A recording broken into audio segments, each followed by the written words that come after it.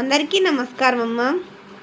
మహిళల రుణాల గురించి మనం తెలుసుకునే ముందు ఇంకా మన ఛానల్ సబ్స్క్రైబ్ చేసుకొని వాళ్ళు ఎవరంటే దయచేసి సబ్స్క్రైబ్ చేసుకొని లైక్ చేసి షేర్ చేసి మీ ఫ్రెండ్స్కు రిలేటివ్స్ అందరికీ సబ్స్క్రైబ్ చేసుకోమని చెప్పండి.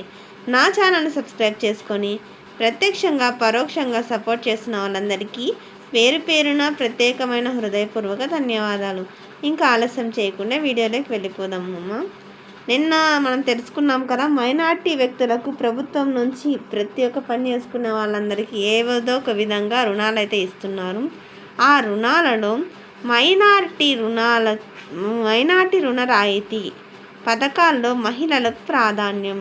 అంటే మైనార్టీ అల్పసంఖ్యాక వర్గీకులు అంటే తెలుసు కదా, మైనార్టీ అంటే ముస్లిం ఇట్లాంటి వాళ్ళ క్రిస్టియన్స్కి వీళ్ళకి రుణాలు ఇస్తున్నారు, లోన్స్ ఇస్తున్నారు ప్రభుత్వం. అందులోనూ ఇంకా ఎక్కువ ఛాన్సెస్ మహిళలకు ఎక్కువ ప్రాధాన్యత ఇచ్చినారంట.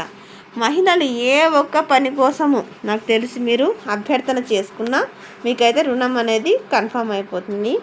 ఇక్కడ చూద్దాం, మైనార్టీ రుణ రాయితీ పథకాల్లో మహిళలకు ప్రాధాన్యం.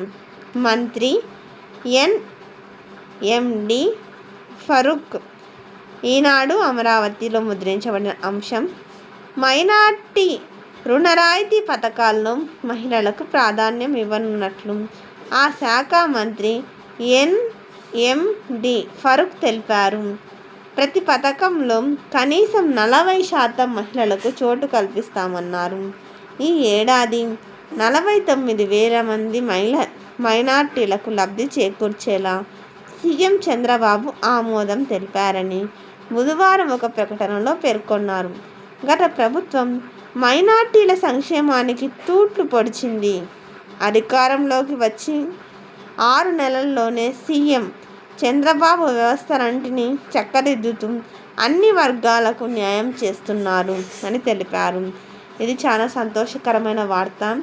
మైనార్టీ మహిళలందరూ మీ అవసరాలకు ఏ దానికైనా కానీ మీరు 40% మీకే ఫస్ట్ ప్రిఫరెన్స్ ఇస్తారు రుణాలను మహిళలకు. అందుకని మీరు ఖచ్చితంగా అంటే రుణం కోసం అప్లై చేసుకోవాల్సిందిగా కోరుకుంటున్నాను.